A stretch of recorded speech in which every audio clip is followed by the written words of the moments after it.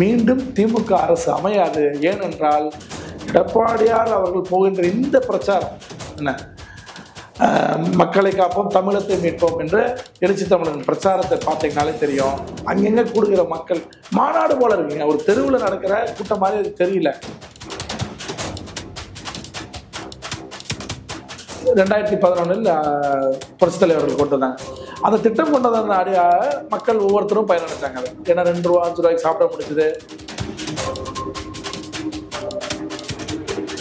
என் நண்பன் வருகிற வரை எனக்கு ஆட்சி கொடுங்க, அவன் வந்தவரும் அவனிடம் நான் ஒப்படைத்து விடுகிறேன் அப்படின்னு ஒரு பொய் பிரச்சாரம் பண்ணி பார்த்தாரு. சமூக நீதின்னு பேசிக்கிட்டு சமூக அநீதியை திமுக அரசு திமுக கட்சிக்காரர்கள் செய்கிறார்.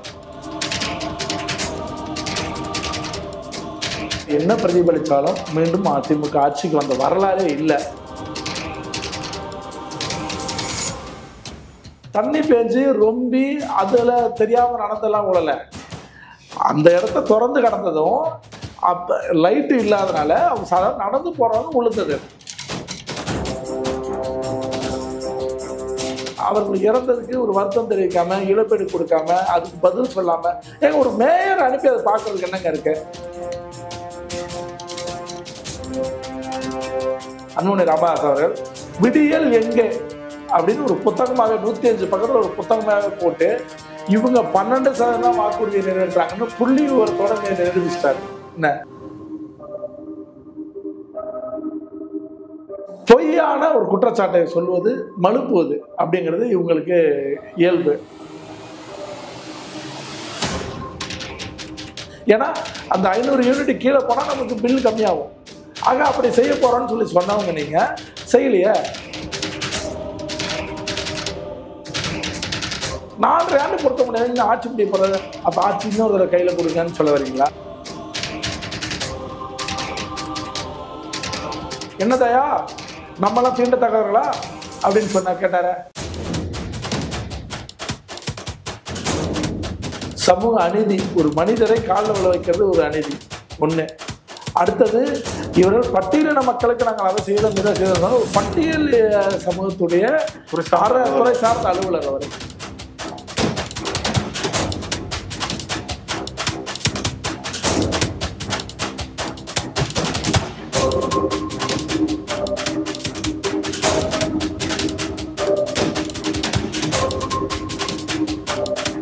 Nemathi Property Management. Contact 7667008800. ரகரம் வாய்ஸ் நேயர்களுக்கு வணக்கம். இன்று நம்முடன் இணைகிறார் பத்திரிகையாளர் ராஜா ஸ்டாலின் அவர்கள். வணக்கம் சார். வணக்கம். சென்னை சூளைமேட்டில் மழைநீர் வடிகால் பள்ளத்தில் விழுந்து தீபா என்ற பெண் பரிதாபமாக உயிரிழந்திருக்காங்க. இது குறித்து இபிஎஸ் அவர்கள் ஒரு கண்டனத்தையும் பதிவு பண்ணியிருக்காரு. அரசின் மெத்தனத்தை கண்டித்து பல கேள்விகளும் முன் வச்சிருக்காரு. இந்த நிகழ்வு எப்படி பார்க்குறீங்க சார்? அதாவது இபிஎஸ் அவர்கள் இந்த விஷயம் நடக்கிறதுக்கு முன்னாடி ஏற்கனவே நடந்த பல விஷயங்களை சொல்லியிருக்காரு. சட்டமன்றத்தில் கேள்வி எழுப்பியிருக்காரு. என்னன்னா மழைநீர் வடிகால் ஏற்கனவே இந்த தூய்மை பணியாளர் வேலைக்கு போகும்போது காலையில் இந்த கரண்ட் ஒயர் பிஞ்சு காலில் பட்டு இறந்தாங்க இல்லையா, அது நடந்து சில மாதங்கள் தான் ஆகுது. சில நாட்கள் தான் ஆகுது. ஆமாம், சில நாட்கள் தான் ஆகுது. அது உடனே இப்படி ஒரு விஷயத்த நடக்குது. ஏன்னா இப்போ இதை ஒட்டி இருக்கும் போது சட்டமன்றத்தில் நம்ம பேசும்போது மாண்பு எடப்பாடியார் கேட்ட கேள்விக்கு என்ன பதில் சொல்லிட்டாங்கன்னா, மழைநீர் வடிகால் பணிகள் நாங்கள் நிறைய இடத்துல 95% 97% நிறைவடைச்சிட்டோம் அப்படின்னாங்க.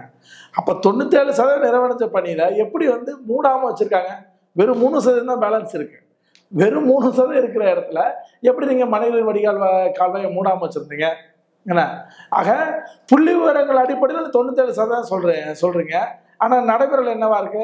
அந்த பகுதி மக்கள் என்ன சொல்கிறாங்க? சூழல் பகுதி மக்கள் இந்த இடத்துல பல மாதங்களாக மூடவே இல்லை, திறந்தே இருந்துச்சு. அப்பப்போ லைட் வேற எரியாது. பிரச்சனையும் இப்போ லைட்டும் சேர்ந்துதான், இவரோட மின்சாரத்துறையும் சேர்ந்து அங்கே நடந்திருக்கு தப்பு. ஏன்னா அது தண்ணி பேஞ்சு ரொம்பி அதில் தெரியாமல் நடந்தெல்லாம் உழல. அந்த இடத்த திறந்து கடந்ததும் அப்போ லைட்டு இல்லாதனால அவங்க சாதாரண நடந்து போகிறவங்க உளுந்தது. என்ன இப்போ இவங்கெல்லாம் என்ன சொல்லுவாங்கன்னா, திமுக மடை மாற்றம் திசை திருப்பது ரொம்ப அழகாக பண்ணுவாங்க. இப்போ என்ன சொல்கிறாங்க, காவல்துறையை இதையே எப்படி ஒரு கோணத்தில் விசாரிக்கிறாங்க, இது யாராவது கொண்டு உள்ள கொண்டு வந்து போட்டிருப்பாங்களா அப்படிங்கிற கோணத்துலையும் விசாரணை நடந்து கொண்டு இருக்கிறது அப்படின்னு. ஏன்னா ஏன் ஒரு விஷயம் நடந்தால் இது தப்பு நடந்துச்சு, இந்த தப்பை நம்ம சரி பண்ணுவோம் அப்படிங்கிறத நோக்கி தாங்க ஒரு ஆட்சி நடக்கணும். அதை விட்டுட்டு ஏதாவது ஒரு திசை திருப்புறது. இந்த திருபுவனத்தில் என்ன நடந்துச்சு, வைகை ஆற்றுல மனுக்களை போட்டாங்க, எந்த அதிகாரி பண்ண தப்போ எப்படியோ. ஆனால் அதில் யார் தப்பு பண்ணான்னு கண்டுபிடிக்கிறதான வேலையை செய்யணும். என்ன சொன்னாங்க, இந்த மனுக்கெல்லாம் நாங்கள் நிறைவேற்றிட்டோம் அதனால தான் அப்படின்னா. ஏன் நிறைவேற்றின மனுக்கெல்லாம் இப்போ பட்டா பேர் மாறுறதுக்கு நான் ஒரு விண்ணப்பம் கொடுக்குறேங்க, யார் பேரில் மாறுச்சு, எதுக்கு மாறுச்சு அப்படின்னு விண்ணப்பம் அடுத்து வரவனுக்கு ரெஃபரன்ஸுக்கு தேவையா தேவையில்லையா, நாளைக்கு அதில் டெஸ்ட் போட்டுருங்கன்னா எப்படி கண்டுபிடிப்பான்? எல்லா மனுக்களுமே சேமித்து தான் வைப்பாங்க எல்லா துறையிலையும். அது எப்படி நிறைவேற்ற மனுக்கள் இதை இப்போ மட்டும் தூக்கி போட்டுருவாங்க? அதாவது அதுக்கு மாவட்ட ஆட்சியர், பொற்கொடிங்கிற சிவகங்கை மாவட்ட ஆட்சியர் என்ன சொல்றாங்க, இந்த மனுக்கள் திருடப்பட்டு கூட போட்டிருக்கலாம், அது எப்படி நாங்கள் துறை ரீதியாக நடவடிக்கை எடுப்போம் அப்படின்னு உத்தரவு போடுறாங்க, விசாரணை கமிஷன் அமைக்கிறாங்க. அப்ப அதை எப்படி மனமாற்றம் பண்ண பார்க்குறாங்க, விசாரணை கமிஷன் வச்சு. அப்போ என்னன்னா திருடப்பட்டிருக்கோ நீங்களா போட்டீங்களோ அப்படி ஒன்று நடந்திருக்கு அப்படிங்கிறது, அதாவது அலட்சிய போக்கு தான். அது எதுக்கு இருந்தாலும் அது அலட்சிய போக்குனால நடந்திருக்கு. அதுக்கு விசாரணை கமிஷன் அப்போன்னு அவங்க சொல்றாங்க. அப்போ அது உண்மை. அப்போ இது போல விஷயத்துக்கு அடுத்த நாளே அவங்க ரெஸ்பாண்ட் பண்ணிட்டாங்க மாவட்ட ஆட்சியர் சிவகங்கையில். இவங்க என்ன பண்ணாங்க, அதுக்கு அடுத்த நாள் இந்த மனுக்கள் நிறைவேற்றப்பட்ட மனுக்கள், அதனால கொஞ்சம் அலட்சிய போக்கா இருந்துக்கிட்டோம், நிறைவேற்றப்பட்டவங்கன்னா அதை கொஞ்சம் அலட்சிய போக்கா நடந்துக்கொண்டு பதில் சொல்றாங்க. அடுத்தது அது போல தான் இந்த ஒரு சம்பவம் நடந்திருக்கு. சூளைமேட்டு பகுதியில் தீபாவளியில் இறந்துருக்காங்க. 42 வயதே ஆன ஒரு பெண்மணி இறந்துருக்காங்க. அவர்கள் இறந்ததுக்கு ஒரு வருத்தம் தெரிவிக்காம, இழப்பீடு கொடுக்காம, அதுக்கு பதில் சொல்லாம, ஏங்க ஒரு மேயர் அனுப்பி அதை பார்க்கறதுக்கு என்னங்க இருக்கு? இல்ல மேயரோட வேலையை தானே. ஆமா, உங்களுடைய மாநகராட்சி கீழே நடந்த மாநகராட்சி செய்ய தவறிய வேலை அது பணி, அந்த பணியால பாதிக்கப்பட்டிருக்காங்க. அப்ப அது பாதிக்கப்பட்டதுக்கு போய் நீங்க பார்க்கணுமா இல்லையா?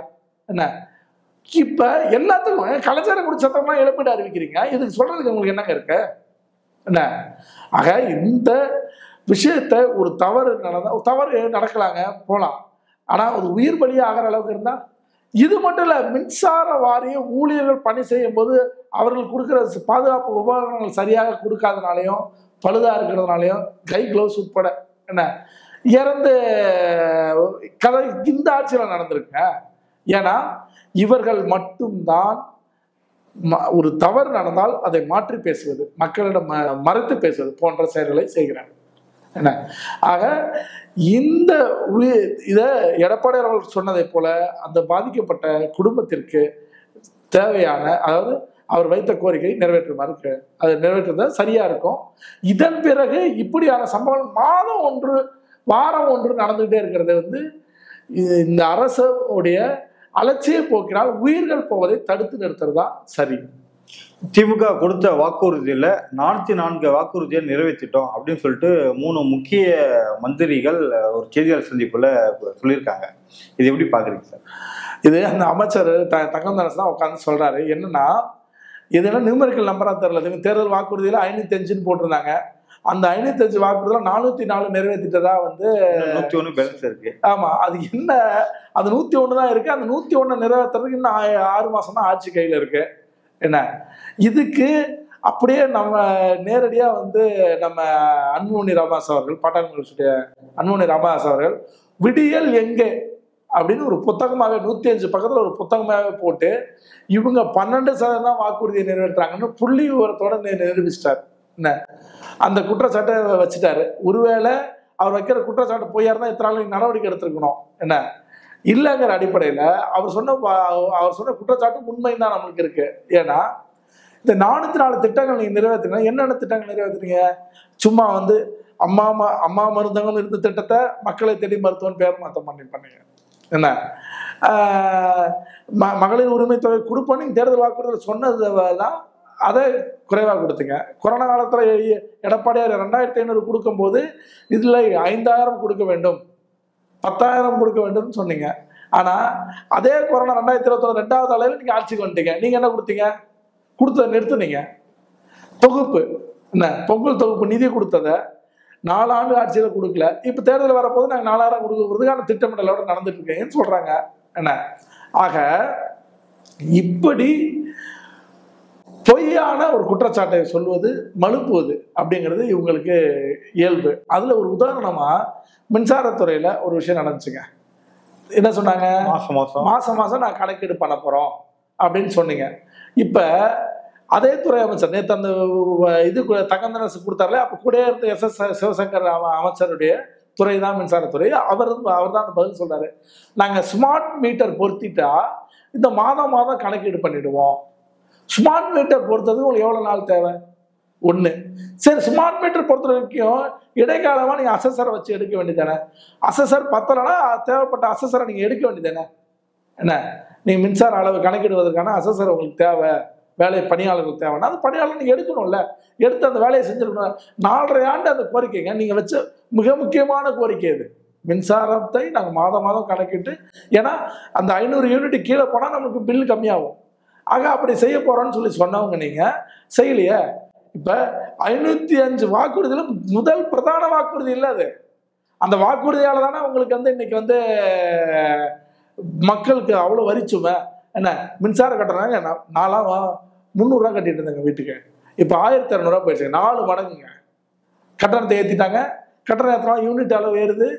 என்ன இப்படியான ஒவ்வொரு விஷயங்களும் கட்டிட்டு போயிட்டு இருக்கு. ஏன்னா சாதாரணமாக ஒரு டிவி ஒரு ஃப்ரிட்ஜு ஃபேன் வச்சுருந்தவங்க வீட்டில் அதிகபட்சமாக 500 ரூபா கீழே தான் வரும் பில்லு. இன்னைக்கு என்னன்னா 1200 ரூபா குறையாம அனைவரும் கட்டுற மாதிரி ஆகிப்போச்சு. இது வந்து மக்களுக்கே தெரியும், இது குற்றச்சாட்டு கிடையாது, மக்களுக்கே தெரியும். ஒவ்வொருத்தரும் அவர்கள் வீட்டில் கட்டுற மின் கட்டணமே அவர்களுக்கான ஆதாரம். இந்த ஸ்மார்ட் மீட்டரை பொறுத்தவரையில் காலதாமதம் ஏன் சார்? அது ஸ்மார்ட் மீட்டர் பொறுத்துவது என்ன காலதாமதம் தெரியல. ஏலம், ஏன்னா இவங்களுடைய சிக்கல் அப்படின்னா ஏலம் வெட்டுறதுல ஒரு சிக்கல் இருக்கும், ஏலம் தொகை எடுக்கிறதுல ஒரு சிக்கல் இருக்கும், இப்படி கொட்டேஷன்ல பிரச்சனை இருக்கும். ஏன்னா இவங்க பாருங்க, இவங்கன்னா எல்லாத்தையும் மாத்தி பேசக்கூடியதா ஒன்றும் இல்லை. இப்போ 3600 கோடி நிதி வெளியே கொண்டு வந்தாங்க, அந்த நார்டோடெக்ஸ் நிறுவனம் தான் பண்ணதா சொன்னாங்க. என்ன ஆனா அந்த நார்டோடெக்ஸ் நிறுவனம் ஏற்கனவே திருவள்ளூர்ல இயங்கிட்டு இருந்த நிறுவனம் தான். அப்ப இயங்கிட்டு இருந்த நிறுவனத்துக்கு பேரை திருப்பி இது பண்ணன்னு சொன்னாங்க. அது மாதிரி EBM கம்பெனிக்கு 200 கோடி. அது EBM கம்பெனி ஆல்ரெடி மணலில இயங்கிட்டு இருக்கக்கூடிய ஒரு நிறுவனம். புதுசா வந்தது என்ன, அந்த நோர் பர்மேஸ்ங்கிற கம்பெனி மட்டும்தான். அந்த நோர் பர்மேஸ் என்னன்னா அது ஆல்ரெடி இந்தியாவில் இருக்குது. இங்க ஹைதராபாத் இது ஹரியானாவிலையும் பூனேவிலையும் செயல்படுறது, தமிழ்நாட்டுக்கு புதுசு. இப்படி என்ன சொல்ல வரேன்னா, இவர்கள் வந்து இந்த மாத்தி பேசுவது இருக்குல்ல ஒரு விஷயத்த. என்ன ஸ்மார்ட் மீட்டரை இப்ப என்ன பண்ணுவாங்க, நாங்க இந்த காரணத்தினால ஸ்மார்ட் மீட்டர்ல பொறுத்தல 4.5 ஆண்டு பொருத்த முடியாது, இந்த ஆட்சி முடிய போறது, அப்ப ஆட்சி இன்னொரு தடவை கையில கொடுங்கன்னு சொல்ல வரீங்களா? என்ன நீங்க வரலாறு ஆட்சி என்னைக்காவது திருப்பி 2வது முறை ஆண்டு இருக்கீங்களா? ஆண்ட வரலாறு உங்களுக்கு இருக்கு? அப்படி ஒரு வரலாறு உங்ககிட்ட இல்லவே இல்லையே. ஒரு முறை தான் கையில ஆட்சி கொடுப்பாங்க, அடுத்த தடவை மக்கள் அவங்களே தூக்கி அடிச்சிருவாங்க. என்ன ஆக இவர்கள் சொல்ற பொய் பிரச்சாரம் வந்து இந்த இடத்துல அம்பலப்படுது. திண்டிவனத்துல ஒரு உயர் அதிகாரி கவுன்சிலர் காலில் விழுந்து மன்னிப்பு கேட்டிருக்காரு. இந்த சம்பவத்தை எப்படி பாக்குறீங்க? அதாவதுங்க, இந்த சமூக நீதின்னு பேசுற இந்த கட்சி சமூக அநீதி, ஒரு மனிதரை காலில் விழ வைக்கிறது ஒரு அநீதி ஒண்ணு. அடுத்தது இவர்கள் பட்டியலின மக்களுக்கு நாங்கள் அதை செய்தோம் இதை செய்தோம், ஒரு பட்டியல் சமூகத்துடைய துறை சார்ந்த அலுவலர் அவரை தான் விழ வைக்கிறீங்க. என்னன்னா ஒரு துறைக்கு போறீங்க, அங்க நடக்குது பேசுறாங்க, என்ன அதுல வேலையில குறைபாடு இருந்தால் நீங்கள் துறை ரீதியான நடவடிக்கை நீங்க மெமோ கூட கொடுங்க, என்ன டிரான்ஸ்ஃபர் பண்ணுங்க, என்ன வேணாலும் பண்ணுங்க, துறை சார்ந்த நடவடிக்கை எடுங்க. அதை விட்டுட்டு அவருடைய கணவர் மன்னிப்பு கேட்கிறார், அதை நம்ம வீடியோ பார்க்குறோம், செய்தி ஊடகங்கள்ல வருது. என்னன்னா அந்த மன்னிப்பு என்ன வெறும் வாயால கேட்டா போதுமா அப்படிங்கிறது. அப்ப அவர் வந்து தானா காலில் விழுன்னு சொல்லலை, ஆனா வாயால கேட்டா போதுமான என்ன அர்த்தம்? அப்ப அவர் வந்து காலில் விழுறது. என்ன இப்ப இப்படியான ஒரு கவுன்சிலருடைய கணவருக்கு அங்க என்ன வேலை? கவுன்சிலர் சொல்லலை, கவுன்சிலர் கணவர் அங்க என்ன வேலை? இப்படி இது மட்டும் இல்லைங்க, பழைய இதுல அப்படிதான். ஒண்ணும் இல்லைங்க, ராஜகண்ணப்பன் என்ன பண்ணாரு, சாதி சொல்லி திட்டலையா என்ன அரசு அதிகாரி? ஆமா. பார்லிமெண்ட் அதே மாதிரி டிஆர்பில் என்ன பண்ணாரு, பார்லிமெண்ட் உள்ள இவங்களை பேச அனுமதிக்கல, நேரம் கொடுக்கல அப்படிங்கிறத வெளியே வந்துட்டு பத்திரிகை ஊடகம் முன்னாடி என்ன பேசுறாரு, என்னதையா நம்மளாம் தீண்டத்தக்கவர்களா அப்படின்னு சொன்னா கேட்டார. இப்ப இந்த அதாவது நான் என்ன சொல்றேங்க, மத்திய அமைச்சராக இருந்த டிஆர் பாலு மாநில அமைச்சராக இந்த ராஜகண்ணப்பன் போன்றவர்கள் செயல்படுறாங்க. அதை பார்த்தானே அவருக்கு கீழே இருக்கிற கவுன்சிலர் செயல்படுவான், பேரூராட்சி தலைவர் செயல்படுவான், ஊராட்சி மன்ற பஞ்சாயத்து போர்டு பிரசிடென்ட் செயல்படுவான். என்ன அவர்களே இப்படிதான் நடந்துக்கிறாங்கன்னு. கிராம பஞ்சாயத்து கூட்டங்கள் எப்படி சபையில் என்ன நடக்குது? நீங்கள் எஸ்சி தொகுதி ஒதுக்கியிருக்கீங்கன்னா அந்த தொகுதி பஞ்சாயத்து பிரசிடென்ட் கூட்டங்கள் நடத்த நீங்கள் அனுமதிக்கிறீங்களா? என்ன அங்கே அவங்க உட்காந்து நடத்த விடுறீங்களா? என்ன நடக்குது? உங்கள் கட்சியை சேர்ந்தவர்களுக்கே என்ன நடத்த விடுறீங்க? ஆக சமூக நீதின்னு பேசிக்கிட்டு சமூக அநீதியை திமுக அரசு, திமுக கட்சிக்காரர்கள் செய்கிறார்கள். 2026 தேர்தலை ஒட்டி திமுக வந்து பல ஆபரேஷனை முன்னெடுத்து முக்கியமான திமுக முன்னணி தலைவர்களிட்ட கொடுத்து கையாள சொல்லிட்டு இருக்கு. இது வந்து 2026 தேர்தலில் பிரதிபலிக்குமா சார்? தமிழகத்தை மீண்டும் ஆண்ட வரலாறு அதிமுக வரலாறு மட்டும்தான். 1971 எம்ஜிஆர், 77 எம்ஜிஆர் அவர்கள் முதல்ல ஆட்சியை பிடிச்சாங்க. ஆட்சி நடத்திட்டே இருக்கும்போது இவர்கள் திமுக காங்கிரஸோட கூட்டணி வச்சுக்கிட்டு இந்த எம்ஜிஆர் ஆட்சியை 356 சட்டப்பிரிவை பயன்படுத்தி ஆட்சியை கலைத்தார்கள். கலைத்து மீண்டும் தேர்தல் நடந்தது. அந்த தேர்தலையும் அதிமுக எம்ஜிஆர் தலைமையிலான அதிமுக வெற்றி பெற்றது 1980. என்ன அதனால அன்னைக்கு கூட்டணியா இருந்த காங்கிரஸ் அடுத்து சில காலங்கள்ல எப்பா இவன் தான் ஒன்றும் தேராது, ஏன்னா நம்ம ஆளுங்கட்சியாவே இருந்தோம் தமிழ்நாட்டில். இப்போ ஒரு எதிர்கட்சியா இல்லைன்னா ஒரு 10-20 எம்எல்ஏ வச்சிடலாம், அது கூட முடியாம போகுது. அதனால திமுக வேண்டாம்னு சொல்லிட்டு 84 மீண்டும் எம்ஜிஆர் அதிமுக கூட்டணி வச்சு தேர்தலை சந்தித்து வந்தோம். அப்ப கூட எம்ஜிஆர் அவர்கள் உடல்நிலை பாதிக்கப்பட்டு மருத்துவமனையில் இருந்தார்.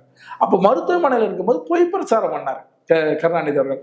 அவர் வந்து மருத்துவமனையில உயிரோட இல்லை, வெறும் பொம்மையை வச்சு போட்டோ எடுத்துக்கிட்டு இருக்காங்க, காட்டுறாங்க, அதனால அவர் இறந்துட்டாரு அப்படின்னு ஒன்றும். அடுத்தது அவர் வர வரைக்கும் என் நண்பன் வருகிற வரை எனக்கு ஆட்சி கொடுங்கள், அவன் வந்தவனும் அவனிடம் நான் ஒப்படைத்து விடுகிறேன் அப்படின்னு ஒரு பொய் பிரச்சாரம் பண்ணி பார்த்தாரு. ஆனா அவர் தேர்தல் பிரச்சாரத்தில் பங்கெடுக்கவே இல்லைனாலும் அவருடைய திட்டங்கள், அவருடைய செய்த வேலைகளை மீண்டும் ஆட்சி எம்ஜிஆரிடமே கொடுத்தார்கள் 84 தேர்தலில். அதுபோல 2011 புரட்சித்தலை அம்மா அவர்களின் ஆட்சி நடந்தது. நடுநடுவில் ஆட்சி இருந்துச்சு, ஆனால் தொடர்ந்து ஆட்சி நடந்து சொல்றேன். ஒரு தடவை ஜெயிச்சு மீண்டும் திருப்பிட்டா வந்தது. அதுபோல அம்மாவின் ஆட்சி 2011 நடந்துச்சு. அதுல நல்ல திட்டங்கள் வச்சாங்க. ஒண்ணு குடிக்கிற குடிநீர் இருக்குல்லங்க, 10 ரூபாய்க்கு பாட்டல்னு சொல்லி தமிழ்நாடு அரசாங்கம் போக்குவரத்து துறை தமிழகம் முழுக்க அவர்கள் தான் டிஸ்ட்ரிபியூட் பண்ணாங்க. ஒவ்வொரு பஸ் ஸ்டாண்ட்லயும் 10 ரூபாய்க்கு பாட்டில் வித்தாங்க. அதன் பிறகுதான் அந்த பாட்டில் அந்த விலை வந்து குறைய ஆரம்பிச்சது. என்ன ஏன்னா அப்ப வந்து மார்க்கெட் அவ்வளோ பிடிச்சி வச்சிருந்தாங்க. என்ன அம்மா தான் வந்து உடைச்சாங்க. என்ன இந்த போல மக்கள் மருந்தகத்தை, அதாவது அம்மா மருந்தகம் கொண்டு வந்து, அம்மா கிளினிக் கொண்டு வந்து மருந்தகத்தை இது பண்ணாங்க. அம்மா உணவகம் போன்ற திட்டங்களை வந்து 2011 புரட்சித் தலைவர்கள் கொண்டு வந்தாங்க. அந்த திட்டம் கொண்டு வந்த அடியாக மக்கள் ஒவ்வொருத்தரும் பயனடைச்சாங்க. அதை ஏன்னா 2 ரூபா 5 ரூபாய்க்கு சாப்பிட முடிஞ்சது. என்ன பெண்கள்லாம் பார்த்தீங்கன்னா 5 ரூபாய்க்கு வாங்கிட்டு போய் சப்பாத்தி வாங்கிட்டு போய் வீட்டில் சாப்பிடுவாங்க. என்ன மார்க்கெட்டிங் இருக்கிறவங்க, கூலி தொழிலாளர்கள், கொத்தனார்கள், சித்தாள் போன்றவர்கள்லாம் பயன்படுத்திட்டு இருந்தாங்க. ஆக அந்த இதை ஆட்சிக்கு வந்தோடனே இந்த திமுக அரசு அதை பிடிக்காம அதை நிறுத்துறதுக்கான முயற்சி எடுத்தாங்க. ஆனால் மக்கள் எதிர்ப்பு இருந்தவொடனே என்ன பண்ணிட்டாங்கன்னா 200 கிலோ அரிசி ஒரு இடத்த சமைக்கிறாங்கன்னு வச்சுக்க, அதை 50 கிலோ ஆக்கினாங்க படிப்படியாக. அப்படி 100 கிலோ அரிசி கொடுக்கறது, அதை கொஞ்சமாக சமைக்கிறது படிப்படியாக குறைச்சி இப்போ உணவகங்கள் என்பது ஒரு பேருக்கு செயல்படுதே தவிர சிறப்பாக செயல்படுது. ஏன் அது பேருக்கு செயல்படுதுன்னா, இப்போ எடப்பாடி பிரச்சாரம் போகும்போது ஒரு இளைஞர் கை காட்டி கேட்பார் பாருங்களா, அப்போ அம்மா உணவு மீண்டும் வேணும்ங்கிறது அந்த இளைஞர் சொல்லுவார் இல்லையா, அது என்ன காட்டுதுன்னா இவர்கள் சிறப்பாக அதை நடத்தலை, அதை ஒரு பேருக்கு வச்சிருக்காங்க அப்படிங்கிறது தான் அது காட்டுது. ஏன்னா இப்போ அதே போலதான் 20 லட்சம் லேப்டாப்பை படிக்கிற மாணவர்கள் கொடுத்தாங்க. லேப்டாப்புங்கிறது சும்மா இல்லைங்க. அப்பெல்லாம் ஸ்மார்ட் போன் வாங்குறதே 10 வருஷம் முன்னாடி ஸ்மார்ட் போன் வாங்குறதே பெரிய விஷயமா இருந்த காலகட்டத்தில் சாதாரண பள்ளி மாணவர்கள் 12ஆவது படிக்கிற மாணவர்களுக்கு லேப்டாப்னு கொண்டு வந்து கொடுத்தாங்க. மிதிவண்டி கொடுத்தாங்க பள்ளி மாணவர்களுக்கு. என்ன இப்ப இந்த திட்டம் எல்லாம் தாலிக்கு தங்கம் திட்டம், என்ன பொங்கல் தொகுப்பு, என்ன இப்ப பொங்கல் தொகுப்பை நிறுத்திட்டாங்க. என்ன ஆட்சிக்கு வந்தவொடனே கொடுப்போன்னு சொல்றாங்க. என்ன அது இப்ப தேர்தல் நெருக்கத்துல கொடுக்க போறோம், இந்த இதுக்கு 4000 ரூபாய் கொடுக்க போறதா பேச்சு. என்ன இத்தனை வருஷம் கொடுக்காம அதை சேர்த்து வச்சு கொடுக்குறாங்க போல. என்ன மக்களுக்கும் அப்படிதான் சொல்லுவான், நாங்கள் இத்தனை வருஷம் கொடுக்கல, இதான் கொடுத்தோம். என்ன பண்ணோம், கொடுக்கும்போதே என்ன பண்ணோம், திமுக கவுன்சிலரு, திமுக பஞ்சாயத்து போர்டு பிரசிடென்ட்டு, ஒன்றிய சேர்மன் வச்சுக்கிட்டு அவங்க கையால் கொடுத்து இது திமுக தான் கொடுத்துச்சு அப்படின்னு, தமிழக அரசு கொடுத்த மாதிரி இல்லை, திமுக தான் கொடுத்துச்சுன்னு சொல்லி அதை இது பண்ணி அதை அதை ஓட்டாக மாற்றுறதுக்கான வேலைகள் தான் இவர்கள் செய்வார்கள். ஆனால் என்னதான் இவர்கள் செஞ்சாலும் மீண்டும் வரலை அப்படிங்கிறதுக்கு தான் 2011 நாம் அப்படி வேலை செஞ்சு தொட்டு தான் 2014 மீண்டும் ஆட்சிக்கு வந்தோம். 2011 இன்னும் சொல்ல போகிறேன், கூட்டணியே கிடையாது. அதிமுக அரசுக்கு கூட்டணியே கிடையாது. அப்போ 234 தொகுதியும் போட்டிட்டோம், 2 தொகுதி தேர்தல் நடக்கலை, தஞ்சாவூரில் அவரை குறித்து, மீதி 232 தொகுதி நடந்துச்சு. ஆட்சியை பிடித்து பெரும்பான்மையாக வெற்றி பெற்று நம்ம ஆட்சியை பிடிச்சோம். என்ன மீண்டும் ஆட்சிக்கு வந்த வரலாறு இந்த அதிமுகவுக்கு மட்டும்தான் இருக்கு. அது திமுகவுக்கு ஒரே ஒரு முறை கூட இருந்தது கிடையாது. இப்ப அதுபோல தான் எடப்பாடியார்கள் கொண்டு வந்த இந்த 7.5 அதாவது அரசு பள்ளி மாணவர்களுக்கு மருத்துவக் கல்லூரியில் இடஒதுக்கீடு, என்ன இது போன்ற முக்கியத்துவம் வாய்ந்த, ஏன்னா இந்த கோரிக்கை யாருமே வைக்காத ஒரு கோரிக்கை, எந்த மாணவர் அமைப்பும் வைக்காத கோரிக்கை, கம்யூனிஸ்ட் கட்சி மாணவர் அமைப்பு கூட வைக்காத கோரிக்கை. அந்த கோரிக்கையை நடைமுறைப்படுத்துறாங்க. ஒன்றும் இல்லைங்க, அதிமுக அரசு செய்த திட்டங்களை மக்கள்கிட்ட கொண்டு போனாவே அதிமுக மிகப்பெரிய வெற்றி பெறும். திமுக அரசு வீழும். என்னதான் அமைச்சர்களை நீங்கள் அனுப்பினாலும், தொகுதியில் வேலை செய்ய வச்சாலும், நீங்கள் அதுவும் எப்படி நீங்கள் கொடுத்துருக்கீங்கன்னா, நிறையா செலவு பண்ணக்கூடிய அமைச்சர்களுக்கு ஒரு 13 தொகுதி ஆகும், கொஞ்சம் ஓரளவுக்கு இருக்கிற ஆட்களுக்கு ஒரு 10 தொகுதி ஆகும். இப்படி நீங்கள் தொகுதி மாற்றி மாற்றி கொடுக்குறீங்க. நீங்கள் எத்தனை என்ன செஞ்சாலும் மீண்டும் திமுக அரசு அமையாது. ஏனென்றால் எடப்பாடியார் அவர்கள் போகின்ற இந்த பிரச்சாரம் என்ன, மக்களை காப்போம், தமிழத்தை மீட்போம் என்ற எழுச்சி தமிழன் பிரச்சாரத்தை பார்த்தீங்கனாலே தெரியும். அங்கங்க கூடுகிற மக்கள் மாநாடு போல இருக்குங்க. ஒரு தெருவில் நடக்கிற கூட்டம் மாதிரி அது தெரியல, ஒரு ரோட்டில் நடக்கிற கூட்டம் மாதிரி தெரியல, மாநாடு நடக்கிற மாதிரி தெரியுது. என்னன்னா அவர் செய்த திட்டங்களையே நீங்கள் மீண்டும் வரணும், நீங்க மீண்டும் ஆட்சி செய்யணும் அப்படின்னு. ஏன்னா பாருங்க, எப்ப பாருங்க, கொரோனா காலத்துல கூட எடப்பாடி ஆட்சி காலத்துல 60,000 கோடி முதலீடு கொண்டு வந்தார். 2019 அமெரிக்காவுக்கு போனார். இதே எடப்பாடியார் போனார். போனப்ப 8,835 கோடி முதலீடு கொண்டு வந்தார். ஆனா இவர் அமெரிக்காவுக்கு போனார், என்ன பண்ணாரு, 7,600 கோடி 17 நாள் தங்கியிருந்தாரு. சைக்கிள் ஓட்டுறது, தியேட்டர்ல போய் படம் பார்க்கறது, இதான் அவர் வேலையை பார்த்தாரு. என்ன அதே சமயத்தில் இவங்க தோழமையா இருந்த காங்கிரஸ் கட்சி சேர்ந்த ரேவந்த் ரெட்டி தெலுங்கானா முதலமைச்சர் 31,500 கோடி. அவங்க கர்நாடகாவில் சீதாராமையாவுடைய அமைச்சர், அதாவது தகவல் தொழில்நுட்ப அமைச்சரும் தொழில்துறை அமைச்சரும் போய் அவர் என்ன பண்ணாங்க, அவங்க ஒரு 25,000 கோடி அமெரிக்க நிதி திரட்டிட்டு வந்தாங்க, முதலீடுகளுக்கு கொண்டு வந்தாங்க. ஆனால் இதே ஸ்டாலின் இவர் 7,000 தான். இவ்வளவு இப்ப எடப்பாடியார் 2019 கொரோனாவுக்கு முன்பு செஞ்சார், கொரோனா காலத்திலையும் செஞ்சாங்க. அந்த திட்டத்தை இப்போ உங்களால நடைமுறைப்படுத்த முடியலையா? அந்த அளவுக்கு முதலீடு இப்போ உங்களால் கொண்டு வர முடியலையே. ஏன்னா திருப்பி 10 லட்சம் முதலீடு கொண்டு வந்தேன்னு சொல்றாங்க. இந்த 10 லட்சத்துல எக்ஸ்டான்ஷன் விரிவாக்கம் தான் பண்றாங்க. ஏற்கனவே இருக்கிற நிறுவனம் நோரோடாக்ஸ் நிறுவனம் இப்ப ஜெர்மனியில பதிவு பண்ணேன்னு சொல்லி இப்ப செய்தி ஊடகங்கள் வந்துட்டு இருக்குது. அந்த நிறுவனத்துக்கு இங்க 1000 கோடி முதலீடு வந்ததாகவும் அந்த 1000 கோடி விரிவாக்கங்கிறான் அவன். ஏற்கனவே இங்க இருக்கிற திருவள்ளூர் மாவட்டத்தில் செயல்படக்கூடிய நிறுவனத்தை மீண்டும் நாங்கள் கொண்டு வந்தோம்னு சொல்றாங்க. இப்படி போய் பிரச்சா. அப்ப இந்த 10 லட்சம் முதலீடுமே சொல்றது ஒரு பேருக்கு கணக்கு தானே தவிர அதெல்லாம் விரிவாக்கப்பட்டது. உண்மையான வளர்ச்சி நோக்கி இருந்தால் தமிழகம் இவ்வளவு கஷ்டப்பட வேண்டிய அவசியம் இருக்காது. மீண்டும் எத்தனை அமைச்சர்கள் இறக்கினாலும் மீண்டும் ஆட்சிக்கு வந்த வரலாறு அதிமுக உண்டு, திமுக அந்த வரலாறு கிடையாது. அதனால மீண்டும் ஆட்சிக்கு வர மாட்டாங்க திமுக. நடப்பு அரசு பல்வேறு கருத்தில் மிக்க நன்றி சார். மிக்க நன்றி.